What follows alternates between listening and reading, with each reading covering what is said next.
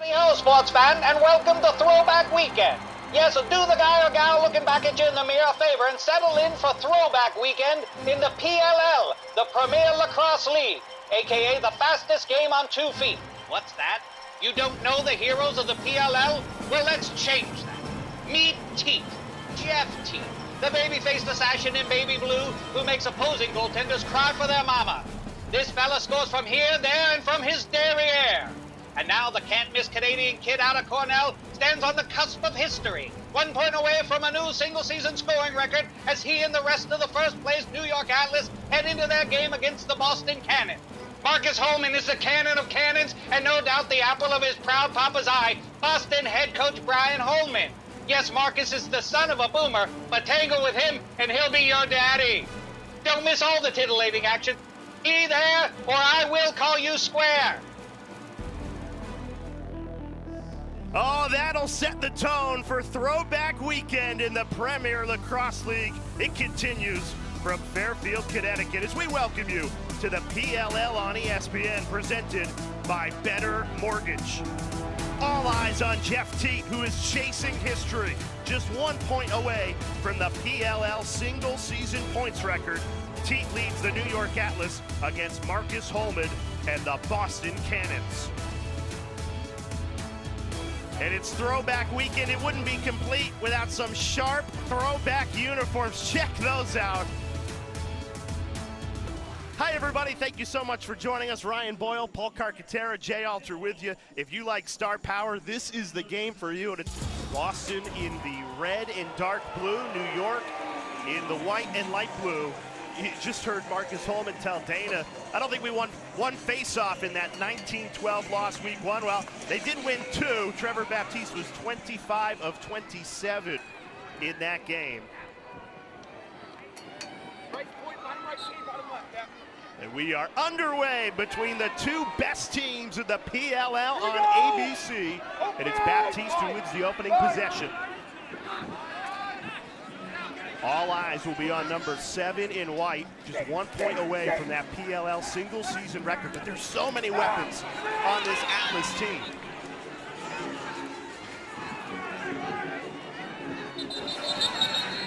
Gets it over and back, ball to Boston. Mentioned Marcus Holman, but again, this isn't just a one-dimensional team either. Asher Nolting has it here, 32 in red, second in the league. It scores. Here's that matchup I talked about with Gavin Adler on Nolting. Good ball movement. Great rotation there by Atlas defensively. Good breakdown by Rexroad. This is Chris Anzalanian trying to get a step. Girls back, nothing there. Good defense for Atlas, still 15 seconds to shoot. Nolting on the move. Ball deflected, and Entenmann there to clean up the spill. I've been impressed with the Atlas defense this year. Last year, they were fleeced at times, and I think this offense, putting up record numbers, has allowed this young unit to grow. They have 2 second-year pros in Makar and Adler, a rookie goalie in Liam Entenmann. The offense has been a gift for this defense. Great ball movement, and that was almost a record there for Teat. A little too high on it. Great handle there by Stevens in transition, just to even catch that and get the pass off. You mentioned the growth of this Atlas team. They were 2-8 a year ago, now 5-1 atop the PLL standings. Behind the back, inches away from history. That could be the record with the BTB. What a crowd, too, in Fairfield. Sold out, record breaker on display, and Jeff Teat, 2 rivals in Boston and New York. Can't ask for anything more. 10 seconds on the shot clock. McGovern opens the scoring in his PLL debut. The Connecticut kid, Logan McGovern. He's got a great story too, Paul.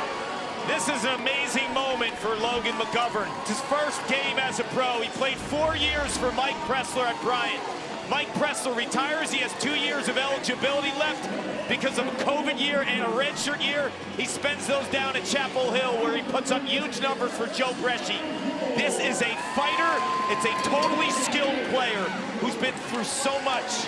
As a teen, he was diagnosed with cystic fibrosis, a rare genetic disease, and can cause repeated lung infections, and he's battled his whole entire life in and out of hospital beds, and I've known him for years. That smile is worth everything.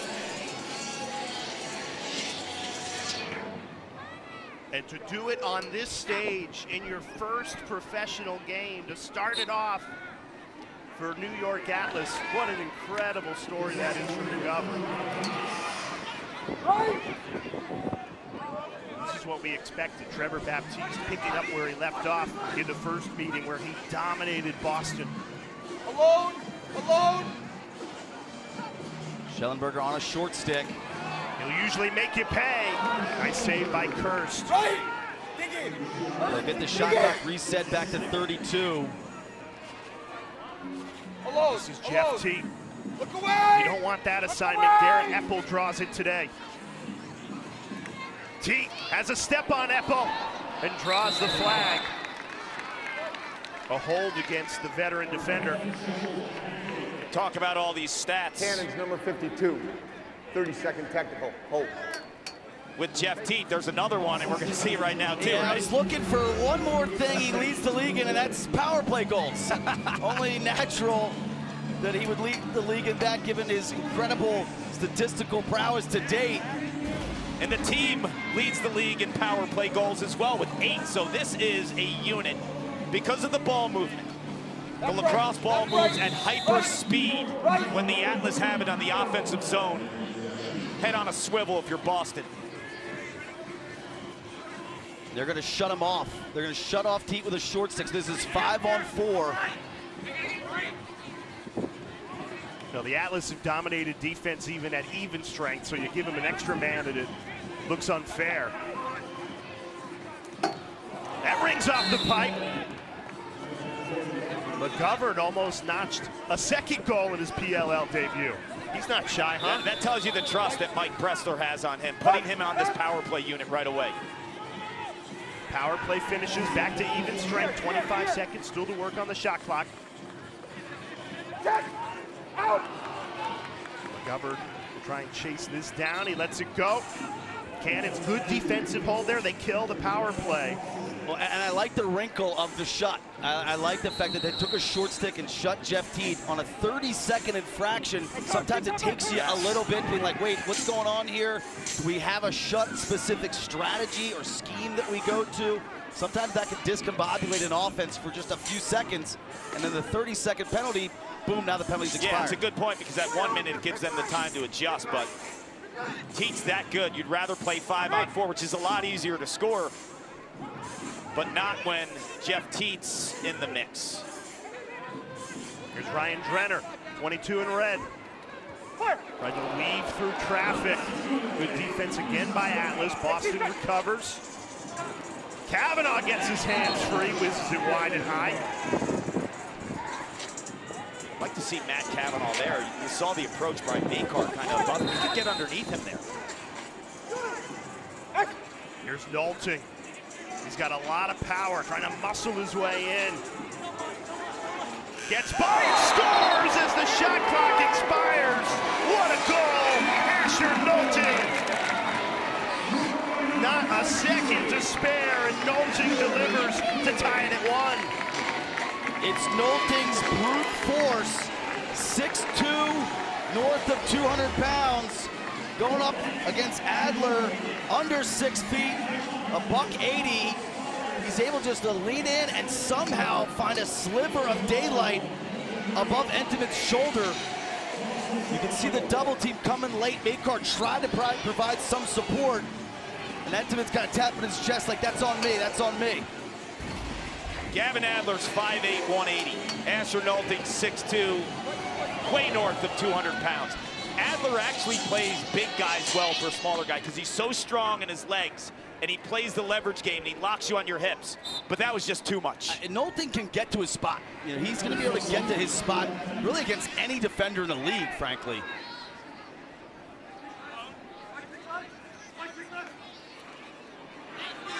Here's Jake Stevens, been a welcome addition to an already loaded Atlas team. You look at New York, and they really don't have a lot of weaknesses. Costabile from 2. He's dangerous from there. Well saved by Kirst. He is, but he needs to start hitting his shots. Last time out against Denver, he's 1 for 7. That's 14%. Costabile's got to be hitting around 30%, I think, to really start getting into a groove.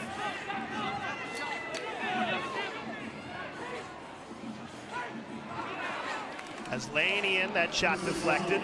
Another good closeout there by Rexroad, 22 in white. Good support there. Second time he's done that in the early going.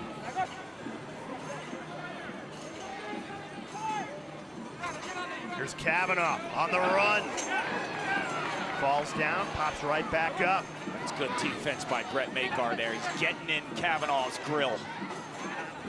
That's Lanian. Just misses that, inches away from giving the Cannons a lead. 8 seconds left on the shot clock.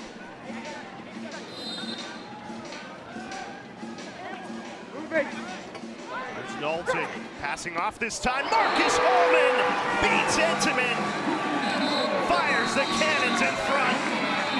The most valuable player in the All-Star game a week ago shows why there. It's the Holman-Knowlton connection yet again. Holman off ball. You think he's covered. Kobe Smith's right there, but he does not need a lot of space. Catch, fire, finish. Cannons up 1 early.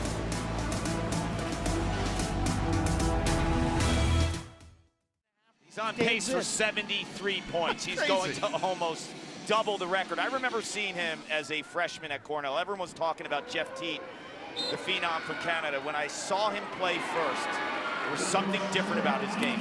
Baptiste rings it off the pipe. And what it was his ability to be masterful in terms of patience. Like, he never is rattled. It looks like he's going in slow motion. He's undersized. He's not the fastest guy, but his instincts are absolutely masterful. When you watch him play, when a defender overcompensates, that's his time to go. And he has that innate ability to time it perfectly. He's as gifted a passer as usual. Shooter is Costabile. Cans one on the run to tie it at 2. This is good news for the Atlas to get Costabile going, because the more midfield production the Atlas can get, it takes some pressure off of that record-breaking offensive unit at the attack. It fits it right here. This is where the screen is set, is by Miles Jones. He's the one that causes the disruption between the 2 defenders there. That allows Costabile to then turn the corner and bury it. Talk about the 2-man game with the Boston Cannons and Marcus Holman and Asher Knowlton. The midfield for the Atlas now coming to the party and utilizing the pick game. Trevor Baptiste has won every face-off in this first quarter. Wins the clamp here. He makes it look so easy. You felt bad for Baptiste a year ago, the best at his position, but on a 2-8 team now, this Atlas team, the best. They've gone from worst to first. Big reason why these Virginia guys really have found a good chemistry. Dox Aiken's one of them, Schellenberger, Dixon. Dan Rapport, he's a big cannon of a shot from deep. Well behind the 2-point line there, but missed it. He's taken the most 2s in the league. Yet to make one, though. He stretches that field so well.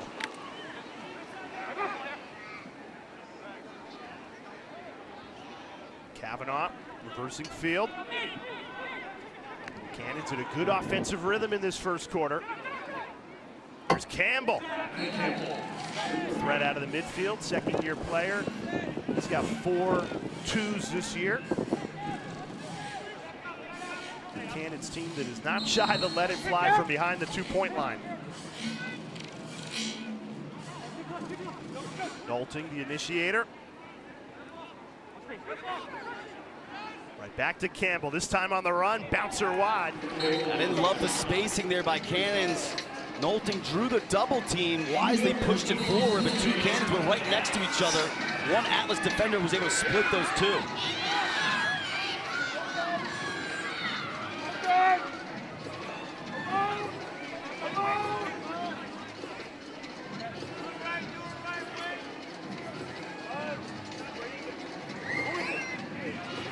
Miles Jones out of the midfield. He's had a big bounce back season playing for Atlas, tried to squeeze it on the doorstep. The Teak couldn't connect.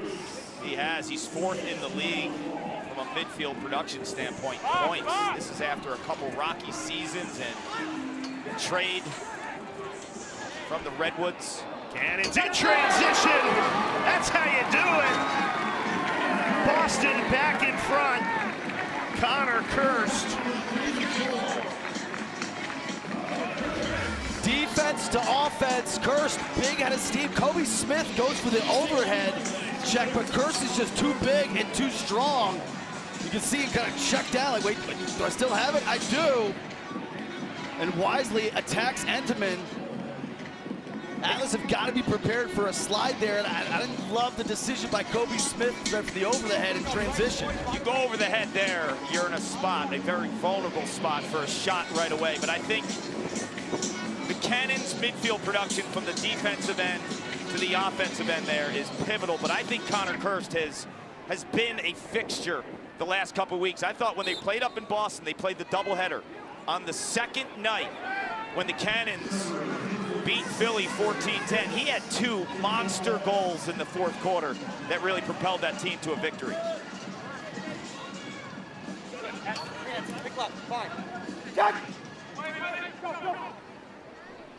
More confusion on that 2-man game.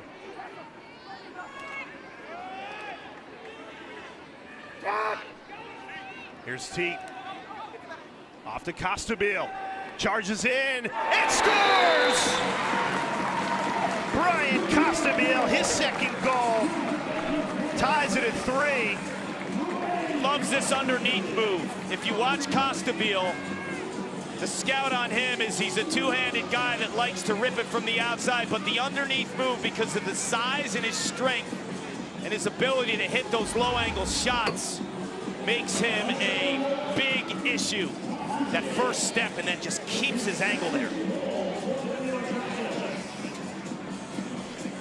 Beautiful placement. Actually uses the turf for a little layer of deception as Kirst goes down. That bounce shot whips up above his legs. Some frustration from the Cannons sideline, specifically defensive coordinator Kyle Hartzell. He doesn't feel like they're getting in the hands of the Atlas players, specifically Costabile, who's got his 2nd goal. They want to jump the screens and really get in the hands, make it difficult for them to shoot from the outside or the inside. Zach Tucci's first face-off win of the day, and it gives it right back to Atlas. Forced the shot there. Liam Entenmann makes the save, his first of the afternoon. That was a massive force. Tucci has the ability to score. He scored 3 goals in a game against the Philly Water Dogs earlier in the year, but shooting from that angle on that type of a goalie. Usually he tries to shoot for a corner. That way, if he misses, they can slowly substitute behind the play. Good. Hey, safety, Bryce, safety, pick. Drive, wide. Here's Logan McGovern in his PLL debut, already has a goal. He's got Boston hung up. Shot clock ticks down to 7. Trying to pick the right pass. McGovern takes it himself and scores! Wow! This is a debut to remember. Logan McGovern, hometown boy. We had an air gate yesterday, courtesy of Zach Currier. And McGovern does his best impersonation, kind of fakes left, backhanded, diving upfield, gets crushed in the process, and still finishes it. What did I tell you in the production meeting today about Logan McGovern? Two-handed, now he scored with both hands. He's slick as can be. He's got the heart of a lion. capturing the moment right now. Darien, Connecticut native. Family in attendance for his pro debut on ABC, and he's got 2 goals in the first quarter, and that one was SportsCenter top 10 worthy. How about this for New York? 4 goals, 2 from Costabile, 2 from McGovern. Undrafted. Unbelievable, Dana. Logan, lots to celebrate. 2 goals in the first quarter, and it's your PLL debut. What are your emotions? Definitely fired up. Got a great group to go with, so they're making it easy on me. What's it like playing within an offense that has so many weapons? It's a lot of fun. Big smile. We're gonna have fun out there. It's easy. I'll let you catch your breath. Thank you. Thank you. Campbell answers for Boston. Matt Campbell, so dangerous on the run. Ties it at 4, an instant answer for Cannons. He's been that instant answer throughout the course of the first half of the season. He leads the PLL in midfield points, and he's a left-handed bull dodger down the alley, and he just snipes that onto the offside of Liam Entenmann. That's taking the check and keeping your pace in terms of your north-south dodging trajectory. And what I love about it is he goes right at the pole. Like, a lot of guys like, oh, I'm covered by the pole, we've got to attack the short stick. Not Campbell. You're going to cover me in the pole, I don't care, I'm still going to go right to the rack.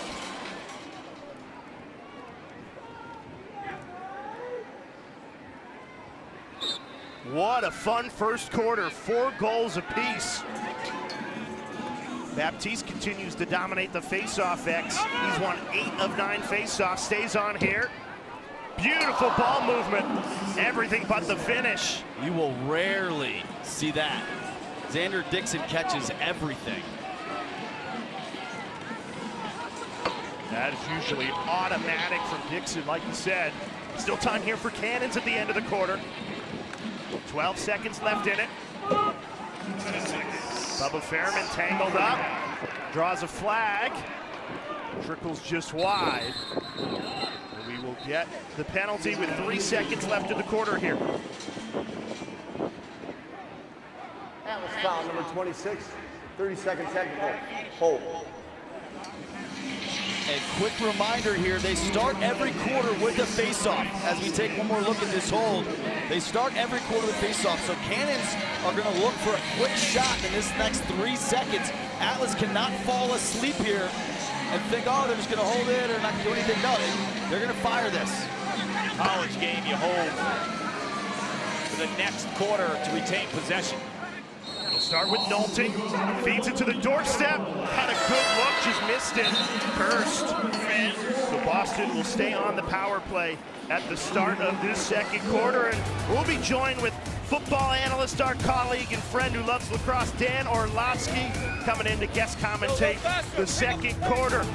How much fun is this? The 2 best teams of the PLL going punch for punch on ABC. We'll be back after these messages and a word from our ABC stations. Ryan, you mentioned too with the power play, this is big because of the timing of that power play. They didn't get a real good look. Then they have to deal with Baptiste on the back end. So you might want to double team here.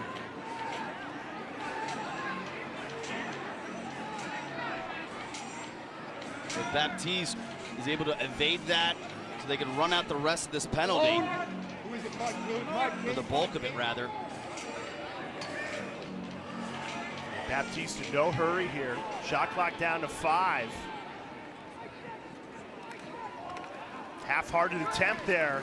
You know, seem content just to kill the power play, get back to even strength, which they do. There's Marcus Holman. Already a goal to his name today. Tried to pick out Campbell, pass was a little behind him. Camizio comes in, scoops it up. That's an incredible moment right there. Camizio and Campbell are first cousins. Their moms are sisters. How many times did they do that in the backyard? And then Camizio finishes the play with a goal. He had no angle there.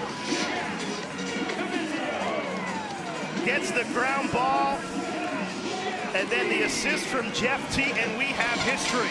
With that, Jeff T becomes the PLL single season points record holder. Incredible moment for Jeff Teat, for the league, for this sold-out crowd in Fairfield, Connecticut to witness greatness. Jeff Teat putting up numbers that no one has done in PLL history, and it's not going to stop at 45. No. It's going to go into the 70s. Good luck chasing this guy. You see him pushing in transition, that little lead pass to Comizio. They trapped Marcus Holman on defense. You can see you've got to take away Teat. This is a beautiful finish by Comizio.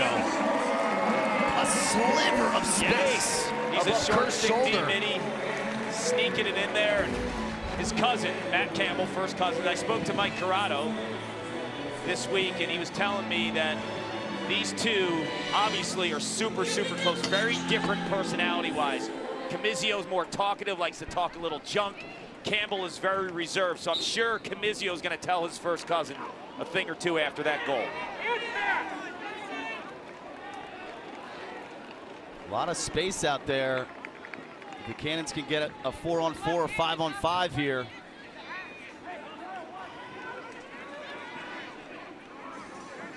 Drenner. Cannons have done very well today with that instant answer. Right after an Atlas goal, they found one. And they get one here! Beautiful goal, barred down, Alex Vardaro. The rookie from Georgetown, his 5th goal of the year. Back and forth we go in this heavyweight fight. Yeah, Vardaro's been consistent since he's been inserted into the lineup. He's got familiarity playing in Jim Mitchell's system at Princeton, so it's very easy to acclimate. Two-handed player, then we see him bury that lefty. High heat guard. I think Entenmann was kind of hedging. That ball was going to the bottom opposite corner, too. He got caught cheating a little bit. I think there's a Dan Orlovsky sighting. Hey, yeah, there he to is the laughing. I thought you were big-timing us. I was trying to find a way to get up here. I'm texting you. Can you find someone to come down and get me? You said, where are you? I'm here. Well, this is the 3rd year in a row that we've had you here in Fairfield. Join the booth. I know you're a huge lacrosse fan. How about this crowd? Awesome atmosphere again. 2 best teams of the league. It's been electric. I tell everybody the live event element that PLL puts on is so good for families, for kids.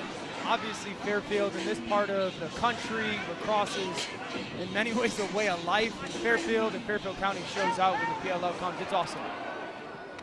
Oh, another highlight reel goal. Jake Stevens, the crafty Canadian. This is a goal palooza in the first half between New York and Boston, and it's another assist for Jeff Teat, back-to-back for him. Yeah, he basically is mastering this shot. If you watch him over his time at Princeton and his grad year at Syracuse, he hesitates, you think he's toast with the angle, and then the pump fake, and then he takes the head of his stick at the final second to increase his angle. This is becoming like his patented move, Ryan. This is filthy, filthy. Just the wrist action, the wrist control to throw those fakes and then finish with the twister. There's a lot of different ways to increase your shooting angle, right behind the back there, or you go to the twister. Yeah, that twister basically is giving you an ability to almost shoot like you're left-handed there to increase the angle. What's your favorite part of watching offensive lacrosse? You said shoot like you're left-handed. You've taught my kids so much, and you've always taught them from the jump, like, hey, you got to be two-handed. So it made me think of that. My favorite part of lacrosse, one, it's so team-oriented. You know, like it takes everybody on the field for you individually and for your team to have success. Being a football guy, that was ingrained in me too. I love physical sports because it challenges you mentally to show up and play through some stuff. And then there's always, I said this before, there's what's next. Kaslanian answers. Every time New York scores, Boston has thrown a punch right back. Getting a terrific effort from their midfield unit as Lanian, the latest to notch a goal. And to your two-handedness, usually see him with his left hand from range. This is, he shows off his left to right split. He gains leverage on Stevens, and then he bears down right there. He bears down to the goal, so he gets all his momentum going to the cage, and good things happen when you get to the middle of the field. Yeah, and the scout is saying heavy, heavy lefty, so you saw Stevens inviting him to his right hand, and he got beat. Dan, when you watch football, obviously I know you're so dialed into the quarterback and the play at that position. When you watch this game, what's the position that you gravitate towards? I think the reason why I love lacrosse so much is because I feel everybody on the field has to play quarterback in some element. Like you have to think quickly, you have to make quick decisions, you have to see things a little bit as and much more before they're happening. So I think every position would be that answer, but more so than anything, I love an attackman that sees the field completely. Like, so good by Jones, man. Miles Jones, another offhand goal. Yeah, but like he saw the field, you know, it's the ability to kind of play fast and watch things as you are moving so fast, slowly develop. That's the great quarterbacks in the NFL. Like watch Jones, he's playing fast, goes to shoot, goes to pass, goes to shoot again so quickly. You know, that's quarterback play. Like, am I throwing it deep? Am I throwing it short? No, I can throw it over across the middle. So I think those attack men are so good at that. But he never loses his sight line, too. Totally. Plays eyes up. Like, he did three things, in my opinion. Like, I'm watching him catch the ball, and he goes shooter immediately. Then he's like, I got to move. Okay, I'm looking for an open guy. No one's open, and I feel space, attack with a shot. So I think quarterback play, especially in the NFL nowadays with guys like Patrick Mahomes and Josh Allen and Lamar Jackson, they play to that style in such an aggressive mindset. Cannons finally get a face-off. They rip it and score! A scoop and score to tie it at 7. These offenses are electric. Ethan Rawl, he's a ground ball machine. He's usually a disruptor, cause turnover kind of guy. Here, right off the face-off, he plays with such energy, such juice. You see him, he's gonna come in near side, pick this up, and he's off to the races, and then who do you slide from? You're not gonna respect me, I'm gonna finish it.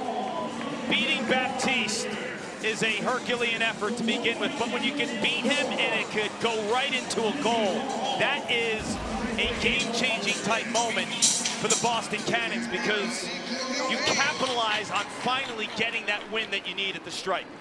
First goal of the season for Rawl, and when you get a goal like that, it feels like a punt return for a touchdown. Oh gosh, yeah, that swing of momentum.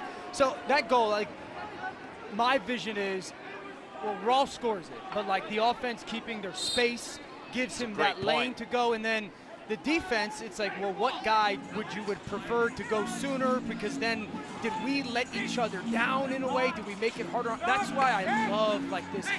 We're all connected. And what's next? What's the next slide? What's the next pass? What's the next move? Well, and to your quarterback play, right now it's 6-on-6. Everyone's man-to-man. This is like a man-to-man coverage. If you're able to draw a slide, anytime there's a slide, then you're basically operating against a zone off ball. Another flamethrower. This one belongs to Marcus Holman. So you can win your one-on-one matchup on ball, or you can win your one-on-one matchup off ball. So Marcus Holman, he's like the receiver. He's not the guy in the pocket. Right. He's the receiver trying to get away from that cornerback. So you got this big carry by Kavanaugh. Holman floating. He floats behind that screen set by Nolting.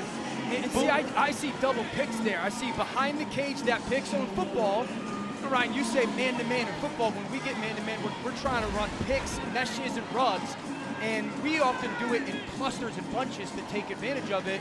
And it seems like in that situation, there's two individual ones. Yeah, and there's also deception involved when you're a wide receiver in football. There's always deception in terms of how you come out of your breaks, where I'm leaning my body. Yes, there was deception there on his pop, right? He's lulling the defense to sleep. Maybe he's taking a step low to pop high, right? Yeah. And he's anticipating the pass from Kavanaugh. And that's the critical thing. And that's why Rawl scored too, because to your point, it allows an offense to work when everyone trusts each other and the space. Like if Ethan Rawl can't shoot, Marcus Holman's not giving him that space. He trusts Ethan Rawl as a guy who can get the ball off a wing and score. If he doesn't trust him, he's hedging more, and he doesn't give that space. It takes everybody, right? And then, you know, with my kids playing and whatnot, I often, you'll hear me yelling, no one cares that you scored the goal. It's that we scored the goal. That was offside. Finally, a turnover. This is all about scoring in the second quarter. There's been 8 shots, 7 goals. and 5 of those scored in a 2.5-minute span. When you talk about quarterback play, I know when I watch you talk about like Patrick Mahomes' deception. Sure. What stands out from a deception perspective when you watch lacrosse? The constant change of pace. You know, and it's a little bit more outside of the quarterback stuff. It's probably a little bit more wide receiver-like. You know, that's how guys that are great wide receivers in the NFL, the Devontae Adams, the Justin Jeffersons, there's a constant change of speed at the line of scrimmage to win, and then in their routes to win. I remember, gosh, dude, everything but the finish. Yeah, I remember 2 years ago we did a little Stephon Diggs, Michael Sowers. Yeah, and that's what it was. Is you know you're getting guys to go where you want them to go and where they don't defensively. And I think that's the really interesting part of lacrosse is just this constant change of pace in the one-on-one game. I mean, you're fully in full lax dad mode. You got a daughter, Lenny, who plays girls lacrosse. Yep. How old is she right now? She is 8. Yep. And she has one goal in life, to be either like a professional soccer player or Pela Carcaterra. And I said the second might be harder than the first. Oh, please. And then 2 of your boys, you have triplets. 2 of them are knee-deep in lacrosse. Yeah, they're loving it. We live in Westport, Connecticut, which is really popular now with lacrosse because Coach Will Kashansky's 2 out of 3 years state champions. And they play for Eclipse, who their team, their program just won the World Series for lacrosse this year. So they're fortunate to be around really good people coaching-wise, and they love the sport. Here's Schellenberger, 5 seconds to shoot. Rookie phenom out of Virginia, trying to pick out teeth there. These defenses have finally clamped down after a scoring frenzy of the second quarter. And I love how Goodrich played that pick play. Instead of sitting back and being passive, he jumped it, made contact on Schellenberger, got him off his line. You know what, watching Schellenberger work there, it almost reminded me a little of like quarterbacks in the pocket, in the chaos. Like you saw him move, keep his eyes up, bounce away from people in the midst of like we often call it in quarterbacking, you know, can you play in a phone booth? And it felt like Schellenberger playing in a phone booth right there. And Jeff Trainer runs out of the phone booth, and it's 3 straight goals for Cannons. Incredible atmosphere in Fairfield, Connecticut. Rivals, Boston, New York. We're in the booth with a local legend, Connecticut's finest, Dan Orlovsky, witnessing an incredible matchup. Jeff Trainer and the Cannons up by 2. Don't go anywhere. Did you play with him? I played with Matthew 4 or 5 years. Yeah, he's probably the most talented. Him, Peyton, and Calvin are 3 of the most talented humans I've ever been around. You know, it's funny, you mentioned the quarterback in Schellenberger, and I covered him for 4 years at UVA, and I've gotten to know him really well. And I talked to his coach over the years, and I talked to him, he handles the attack position like a quarterback. And vision and thought. Preparation-wise, too. He has a pad and pen every time he sits in film, and he is in the front row, and he's locked in. To me, he's been the closest to like a Peyton Manning type work ethic that I've seen in the college. Yeah, and he's probably one of those players that, you know, the great quarterbacks, they're always anticipating what you're going to do before you actually do it, so they know it. So then, 1, they're setting you up to get you to do what they want you to do, and then 2, they're always a step or 2 ahead with that counter move. And that's just being a complete film junkie as well. Yeah, always answers the problems. Hallman almost made it 4 in a row for Cannons. You're going back to the points record. I don't care if it's lacrosse, football, any sport. When you break a record, and not just break it, but shatter it, I think it's something. If you know nothing about lacrosse, you have to tip your hat and go, that's remarkable. Yeah, celebrate it. I mean, you don't break records because you luck into that. That takes the competitiveness, it takes the work, it takes a little bit of luck, it takes the consistency, the accountability, the availability to get it done. New York dominated possession, but trailing by 2. Here's Teague. Still on the move. Feeds it back. Trying to pick out Jones. And that's one where I think he needs to be more aggressive and just turn the corner.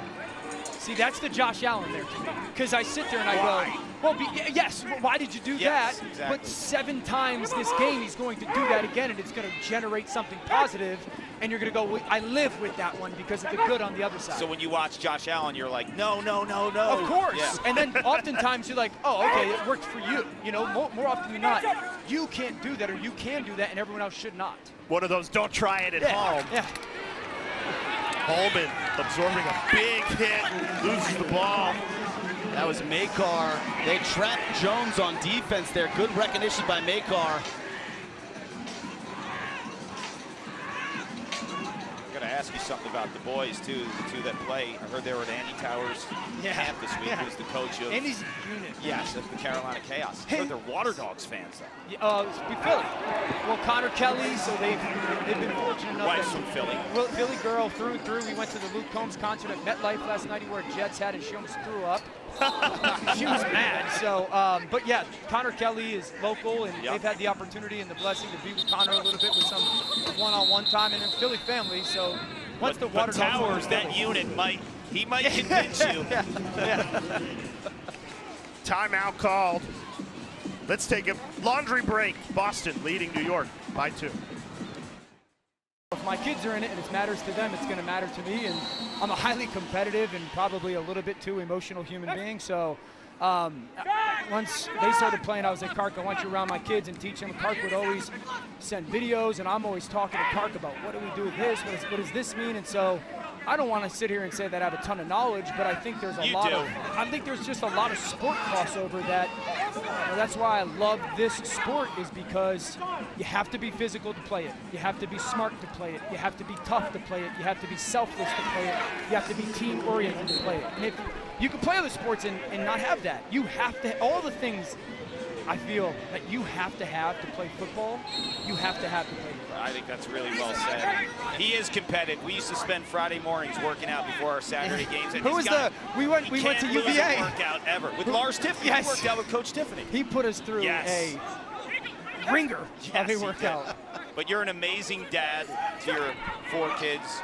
The way that you coach them in terms of sports, but more in terms of life too, like the big picture of why sports are important. Yeah, I think it's admirable. And I also think we've lost a little bit sight of that when it comes to the youth sports stuff, you know, and how much that impacts our kids as they're going to go be adults. And I love being around them and their friends. And I mentioned it before, they're so fortunate and blessed to be in the area that we have with the coaches that are around my kids. So now that Kark's brought you in, have you brought in another non-lacrosse person? That's how it spreads. You know, that's how it spreads. It's forearms. No, I've become a huge fan of the sport, and it's something that, you know, I think will be a part of our life as a family for a long time, and I'm grateful for that. Here's Costabile, 2 goals to his name today. Off to Schellenberger. And for as good as Atlas has been for much of this game, they've gone quiet until that Dox Aiken goal. First goal in 9 minutes for Atlas. And they pull back within 1. Zorlowski jinx for the New York Atlas, the Philly guy, right? Rooting for the Water Dogs, but Dox Aiken, Ryan, I just think he's having the breakout season, maybe from a midfield perspective in the league. Like, he's jumped his game to another level, the way he absorbs those checks and shoots through contact. Yeah, that's real. Yeah, he's got wheels. So his 5th year, he was going to play at Villanova, and then right? it was the COVID year. Okay.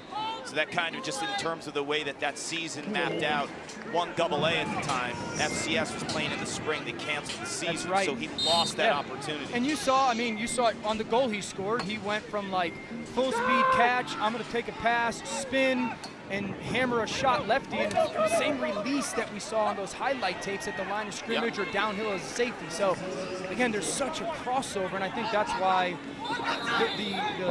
the sport resonates laterally so well. Kerr's trying to squeeze one past Entebin, who sends it full field to finish the first half. So Boston heads into halftime with a 1-goal lead. Dan, I don't know what it is when you get into this booth. We get goals, electricity. It's nerds. It's awesome. Yeah, we're a bunch of nerds. That's all. A bunch of nerds. DeBryant I mean, if that never happens, Logan McGovern doesn't get a look at the PLL. It's only that personal relationship. And he knows what he's capable of doing. And I think he's a perfect fit for this offense because they're not going to ask him to carry much. He can dodge a little bit off of quick ball movement, but this Atlas offense is built for a two-handed, skilled player with vision like Logan McGovern. How about the physical play there by Tucci off the face-off, delivering the hit and then just kicking the stick.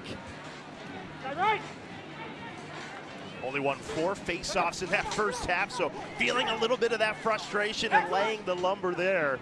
We are back underway. Not a good look there from Kavanaugh. Yeah, that's not it. I mean, you have plenty of time on the shot clock, just not a quality look there.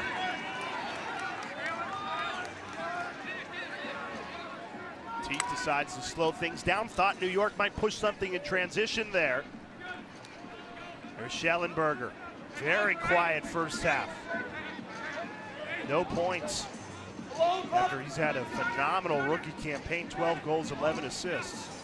Number 2 in the league and only played 5 games. To a lot of these players, 6.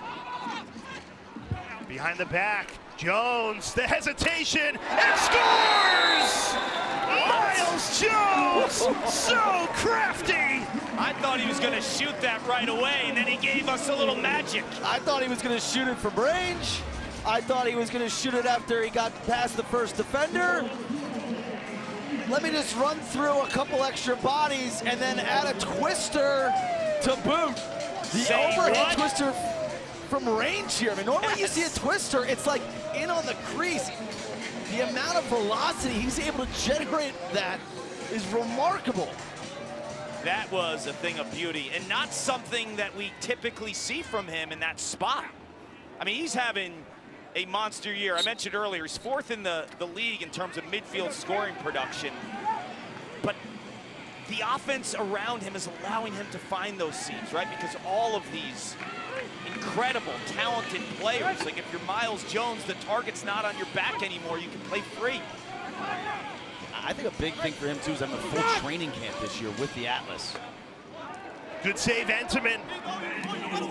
Kark, you said he's really good at that mental reset. Big save there for the rookie from Notre Dame. Marcus Hallman laying some wood. Yeah, you would have thought there'd be a slash in there. That last one was a little something on it. And next weekend, the PLL regular season continues in San Diego. 4 games on the schedule. It starts 3 Eastern on ESPN with Chaos and Redwoods. And then on Sunday, Water Dogs, Atlas, 3 Eastern, right back here on ABC. Teat tried to squeeze it. Broken play, finds McGovern, who resets. This is Dox Aiken on the move. Aiken goes to goal, rings it. Kurst did well to close the angle.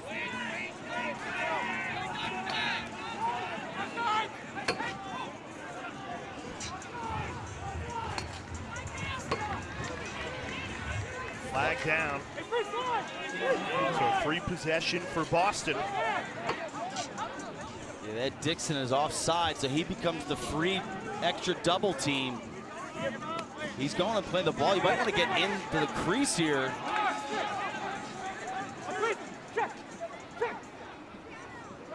You got to stick that matchup with Dixon. He rarely plays defense. I mean, you can count on 2 hands how many times he played defense at Virginia and got caught on that side of the field. You got to recognize that.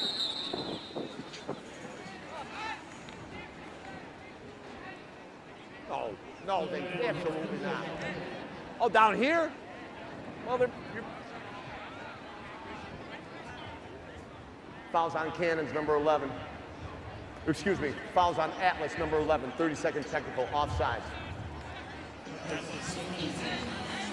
Boston will go on the power play now. They're only at 30%. Last year they were at 75. What do you think is the major difference this year? Yeah, just shooting. That's a good point because they're shooting only 24% Yeah, as a team. they're just not shooting as well as they did last year.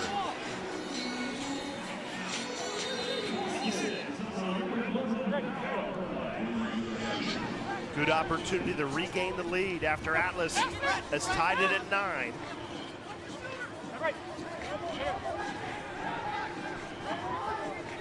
Cam simple. 20 in red has it here, a threat from 2. Steps into it, high heat, saved by Entenmann. And really, Carcaterra, that's been a microcosm of their power play. Missed shots and saves. You wonder if last year was kind of the aberration, if that was the outlier from a shooting perspective.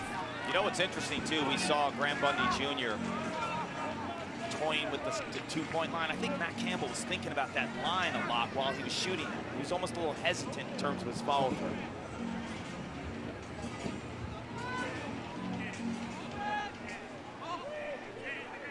Costabile tripped up, lost the ball, scramble for it, a flag comes in. Jones gets it back for Atlas. 10 seconds to work with. Beautiful pass, Schellenberger whizzes it wide. That was a gorgeous pass by Teat. Cannon's foul, number 35, 1 minute. Tripping. York goes to the power play, Cark. And back-to-back power plays is not a huge surprise. Coming into today, these were the 2 most penalized teams in the league. The difference is, though, New York's been capitalizing on the power play, second in the league in terms of converting at 53%. And a big reason for that is they pass the ball so well. When you look at them holistically, I mean, they're blow-torching the league in terms of assists. 59 assisted goals heading into the weekend. That's 23 more than the second-best team, which is Boston.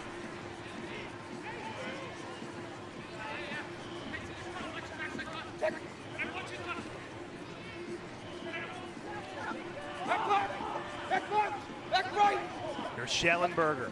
No points for him today. Behind the back, Dixon missed it. They love running that little rub action with Dixon, kind of sets a screen and lets the defender go past him. They missed him the first time, got him the second. Teat, Schellenberger, and Dixon just a combined 2 points. Dixon straight into the stick of the goalie, Kirst. I love Kirst's presence in cage. He's one of those guys that just never really seems to get rattled. He plays bigger than he is, too. Yeah. A lot of these goalies are big in terms of their wingspan, too, and covering so much net. Boston kills the power play. Their defense has been very dialed in, even a man down. 2 for 2 on the power play kill today. Now can they cash in on the other end? And they do! Defense into offense, that's exactly what you want. Jeff Traynor notches his second goal of the afternoon. Nolting showing off his vision, second in assists coming into this weekend. You're gonna put a short stick on, you gotta go support. He draws the double team, he gets away from pressure, he scans, he dissects, he finds Traynor. This has gotta be a tight one here, boys. Oh, yeah.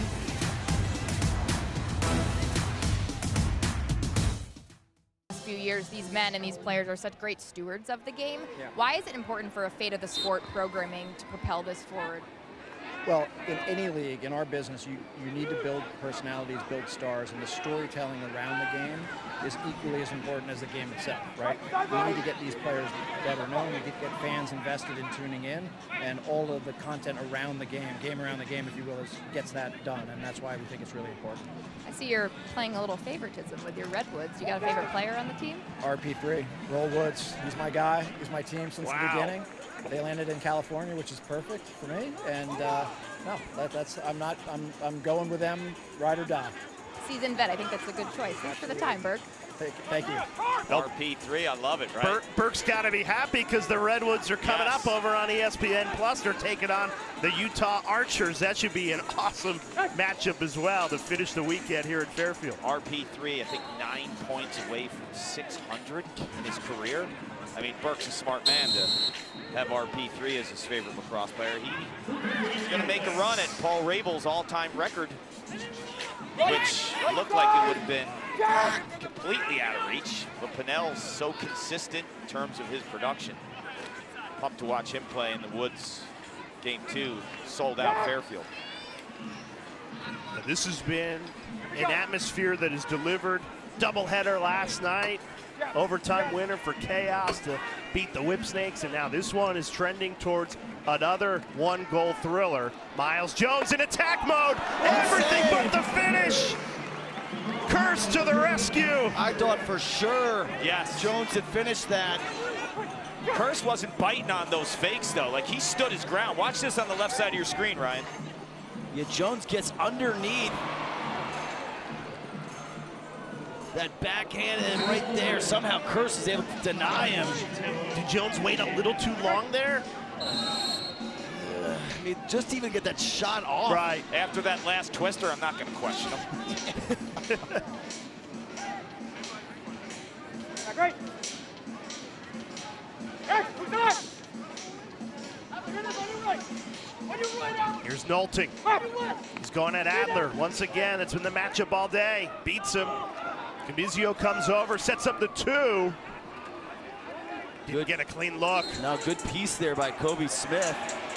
Entenmann's not going to like that. He thought he was closest to the ball on the shot when it went out of bounds, and that was super close.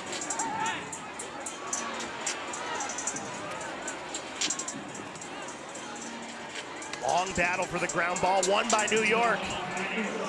Here goes Costabile. A threat in transition. Weaves through the double team, but then hit hard. He just tried to do too much there. They had Holman trapped on defense. You know, Marcus Holman ran back in transition there. You want to make sure you attack that matchup. The big question, though, for the Atlas, the big 3, really not impactful at all. Schellenberger, 19 touches, 0 points. Dixon, 5 touches, 0 points. Teat, 17 touches, only 2 assists. Total of 41 touches. Teat had more of that by himself last time out in Boston. This Cannons team, they've remade their defense in the offseason. They got Epple versus free agency as Holman buries a high bouncer for 2. Holman feeling it. That'll count for 2, and Boston leads by 3. You know, Holman's range has increased over time. He's not afraid to pull it from deep. Little weave action up top, and that's what allows him to get his hands free and feet set. Campbell that passes, and then Holman goes over the top. That weave action sets up this 2-point attempt. Marcus, it's Kark up in the booth. Why the high bouncer on Entenmann? High bouncer? I mean, that goes on anybody, honestly. That it does. When you think of this offense, what's clicking today that didn't click the first time you played the Atlas? I mean, it just takes time, you know that.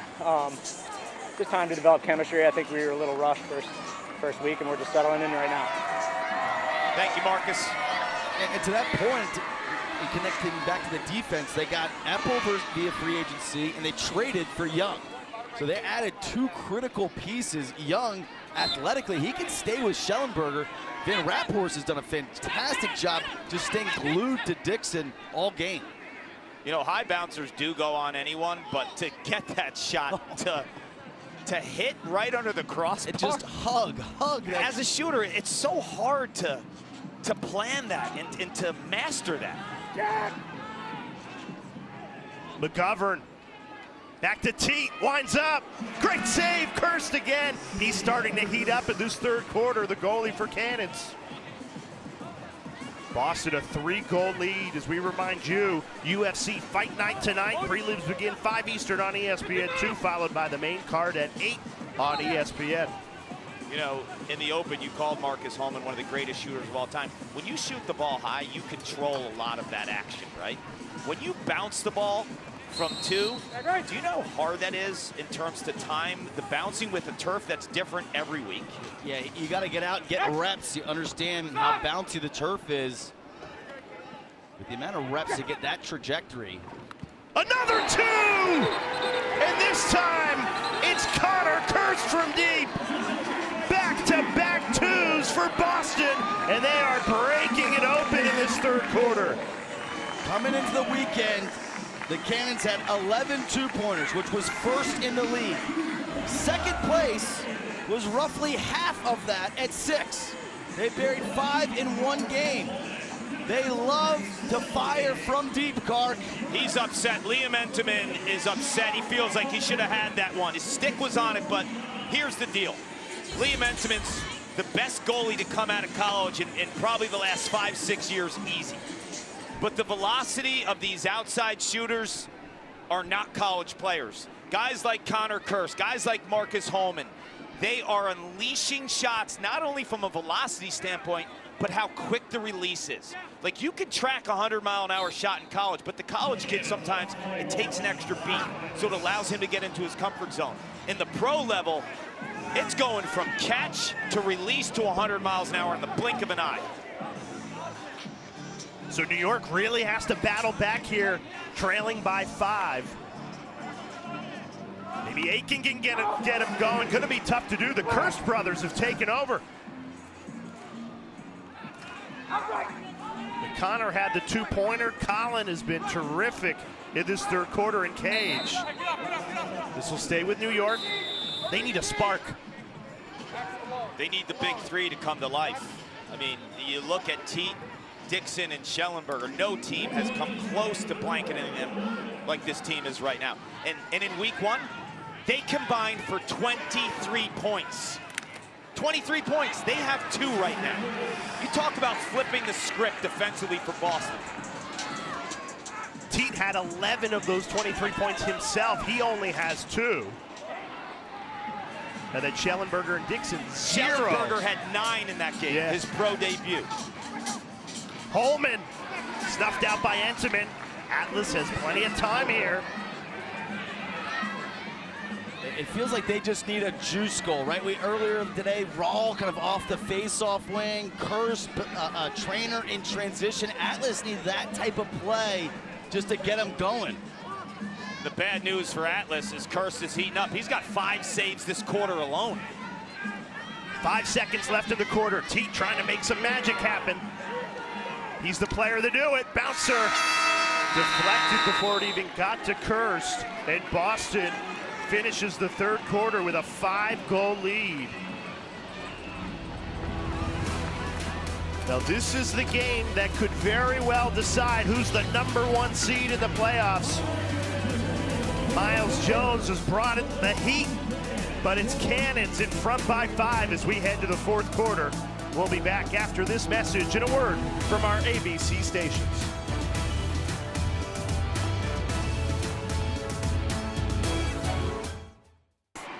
But Cannons have battled back. They were in full control of that third quarter. Now trying to keep it going. They would go even in the PLL standings.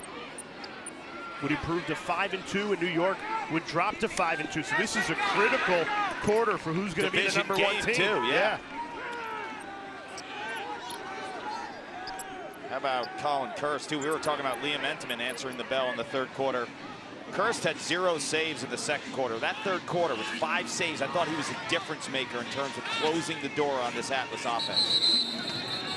Offside infraction by Atlas. Careless turnover in the substitution game. Trainer from deep. Jeff Trainer. That's a hat trick. The Bellrinca Butcher is back. He's got 3 goals. Boston fans love him. He's a homegrown talent. Grew up about 20 miles outside of Boston, played his college ball for Greg Cannella at UMass. He is such a juice-type player. We know about him defensively. He's got range. You can see in transition, they find the trailer. Huge windup. I mean, this is like shooting in the backyard. Yes. This is a huge crow hop, so you get everything behind it. The Cannons, from a roster construction perspective, they've got, we'll take a listen to Marcus Holman here. They dressed 3 short stick D-middies. Bubba Fairman, Kurse, and Trainer. And that allows them to go from defense to offense. And that roster construction is paying off with Kurse and Trainer having huge And days. guess what? All 3 of those players were offensive midfielders at one point in time playing in the college game. Jeff Trainer played a ton of offense at UMass. Bubba Fairman came in as the nation's top recruit as an attackman, then played midfield. How about this run by Boston? 7-0 over the last 7 minutes. New York dying for an answer. Desperate for a goal. Costabile trying to spin free to the doorstep. Stevens stopped, and that's a shot clock violation. Great help there by Caveman Rapphorst, 77. You know, he's got the task of covering Dixon. So he has the ultimate responsibility, but you gotta stay on Dixon, but then you've gotta be smart enough of when do I help, when do I support. You've gotta be right every single time, because if you aren't, they're gonna get it to Dixon, he's gonna finish. And Van Rapphorst, he was drafted by Atlas, played 4 years for them, and now he's having his best PLL season in Boston. This will be an over and back ball, back to New York. Let's check in with Dana Boyle on the sideline. Just a quick update. It's good to see number 0, Kobe Smith, with the ball back in action. He's getting evaluated by the athletic trainers for left shoulder injury, having trouble moving it past his shoulder, and he's a big piece of this defense, so it's good to see him You're back on the seeing a field. major difference in terms of the ability to strike in transition. To the point of all these short stick D-middies scoring goals for Boston, the Atlas, being blanketed offensively in the 6-on-6 set, have nothing on transition.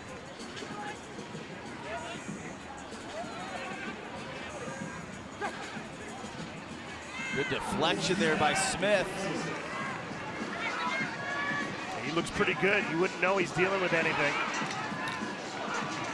Sticks flying through traffic somehow, still going. Brett Makar for 2. Good save. Kirst went low to stop a 98-mile-per-hour rocket. Kirst is seeing the ball so well. As soon as that ball was released, Kirst, you saw him track it and go right down. Tomahawk his stick right to the ground to gobble that up. 11 saves after a second quarter where he had 0 and his back was against the wall. To answer the bell against an offense that, to be quite honest with you, no one had the answer after 6 games. Next weekend, the PLL regular season continues in San Diego. It starts 3 Eastern on ESPN. And then Sunday, Water Dogs and Atlas, 3 Eastern on ABC. Campbell, too high that time. He Boston, wishes though, he had that one back. He had Entenmann too. Entenmann was on one knee. I think he was going for that top shelf under the crossbar. Could have beat him probably at the top third of the net. Cannon still very much in control, though, leading by 7. Holman just tosses that up into the Fairfield sky. And New York, they have lost their offensive rhythm maybe for the first time this season, RB. They've gone 14 minutes without a goal, 0 for their last 12. And they've taken the head of the snake away. You look at the job Eppel's done on Teat, just 2 assists. Cannons will take that. And Bryce Young on Connor Schellenberger. When you have a 2-quarterback system, if one's not working, you hope the other is. And that's not working today either. So you have Teat being blanketed by Eppel, and then you hope your second quarterback, Schellenberger, is going to be effective. He's got 0-0 after 9 points. 1 minute slash. 9 points in week 1 against the same team. He's got 0 today.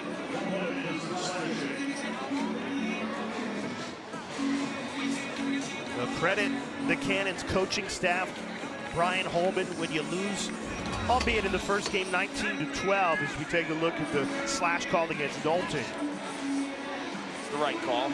Yeah, absolutely. The one-hand wrap at the midfield line, yet again, a penalty without any sort of turnover opportunity. This is the last thing the Cannons can do, is penalize, allowing Atlas to have power plays and come back in the game. Could this be the spark for an Atlas team that hasn't scored in more than 15 minutes? Well, they are the best team in the league on the power play. 8 goals coming into today's contest. Colin Kirst has made 8 saves since allowing the last New York goal. All right, so 9 seconds has got to come off Yeah, the we're shot clock. game clock must have been stopped when we started this, right? What was it at? 43 on the shot clock.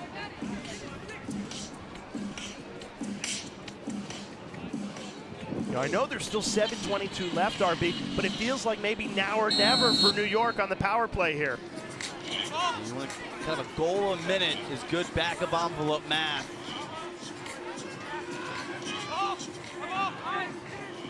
The Virginia trio have been quiet. Dixon, Schellenberger, and Aiken. Can they come alive here with an extra man? Costabile tries a bouncer wide. That shot right there just answers the whole question. How do you time a bounce shot? You saw Holman's right underneath the top crossbar. Great feed from Costabile to the doorstep. Dixon, the finish. And New York cashes in on the power play. There's some life here. New York's not going away. An Eastern Conference rivalry. Boston, New York. They don't love each other. It's been Boston in the second half, conquering the attack of the Atlas. But Dixon finally answers the bell.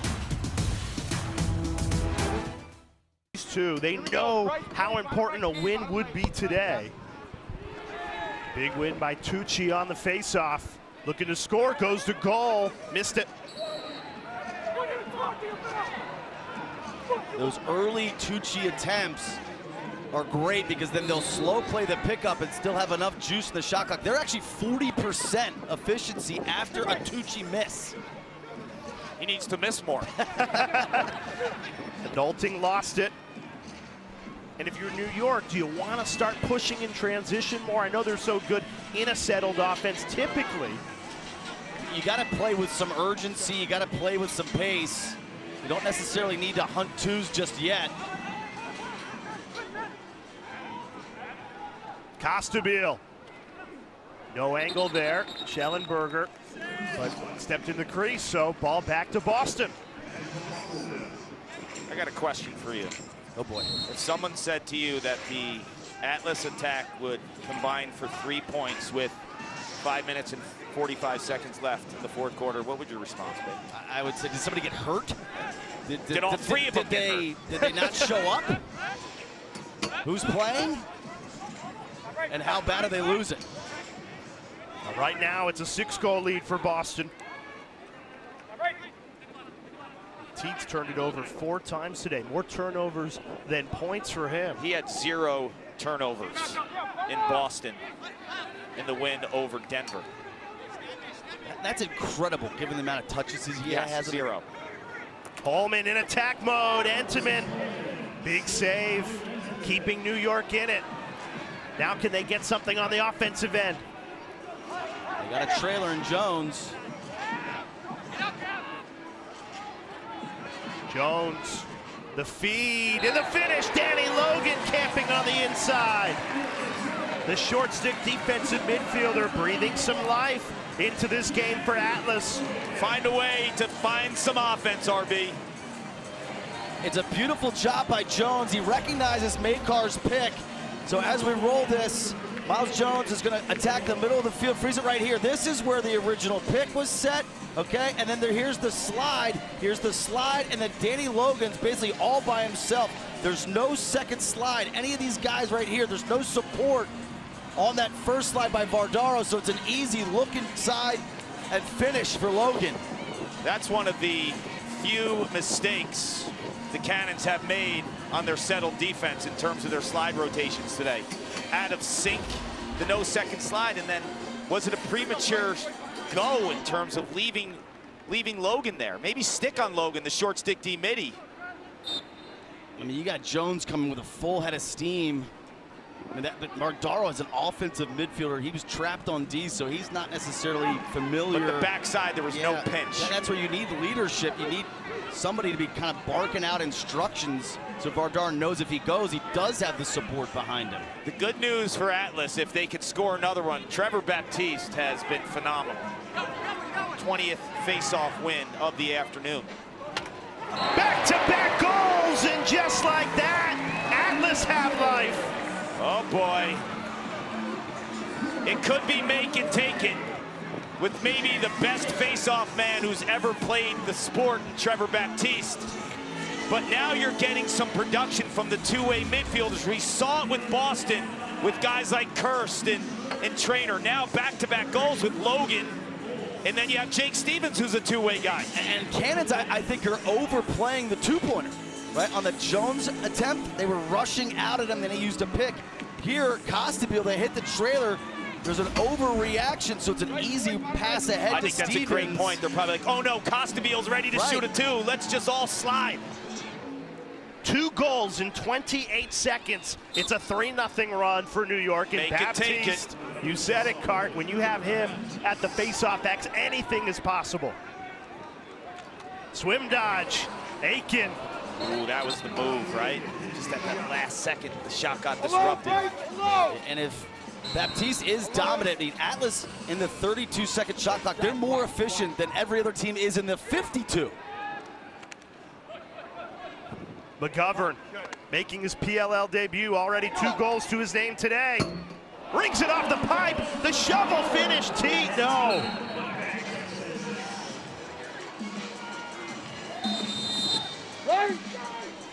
You see McGovern trying to get in a 2-man game with Schellenberger so he can get a switch. How about the confidence McGovern has in his first PLL game? He is not shy in crunch time. Gives it back to Schellenberger. Kurse goes out of his cage. Teat decides not to pull the trigger and loses the ball. 5 turnovers for Teat today. Epples had a game, RB. Yeah. Epples had a game. You can see Teat kind of ran out of any sort of shooting angle with his left hand, so he tried to back up. Eppel comes over, delivers the hit to blow it up. 3 minutes left in regulation. Boston a 4-goal lead. They are in no hurry here.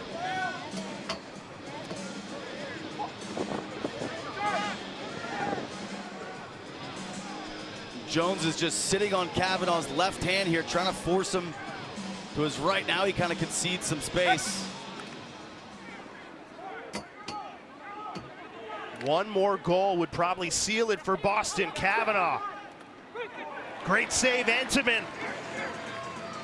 New York's got to hurry here, trailing by 4. Time not on their side. They do have 2 timeouts here.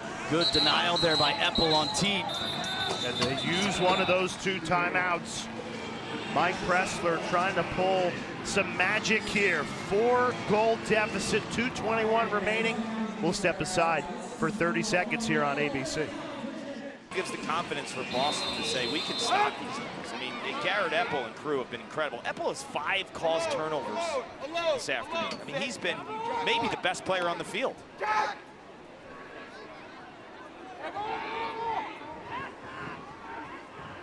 Out of the timeout, Costabile loses it. The Cannons defense delivers again.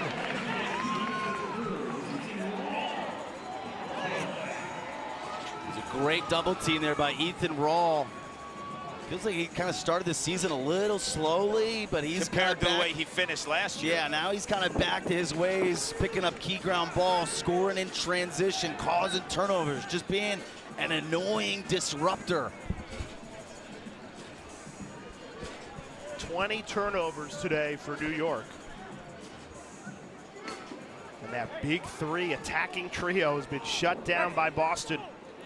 This game was tight throughout the first half, but this second half has belonged to the Cannons.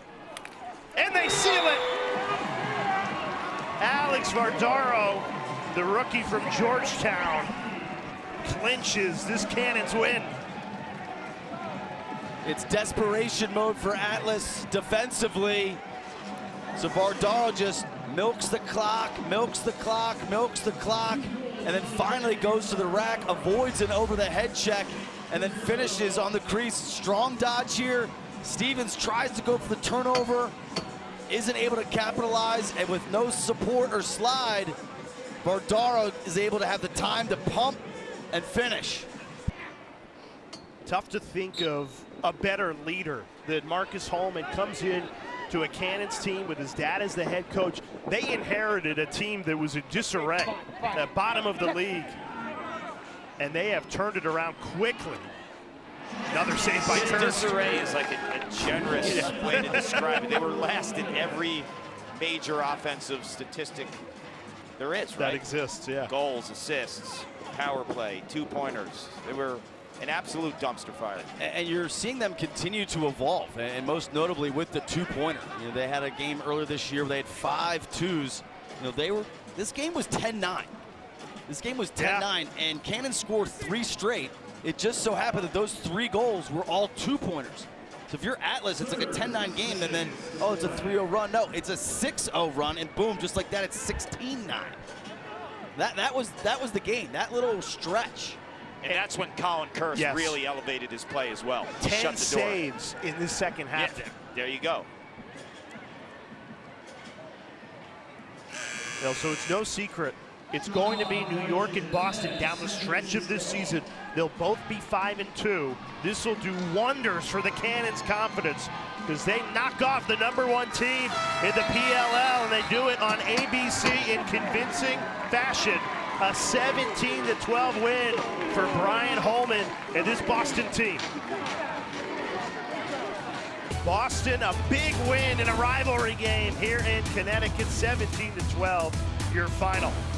The second game of our doubleheader is coming up in about 30 minutes over on ESPN Plus as Utah battles California. For Ryan Boyle, Paul Carcaterra, Dana Boyle, and our entire crew, I'm Jay Alter saying thanks for watching the PLL on ESPN.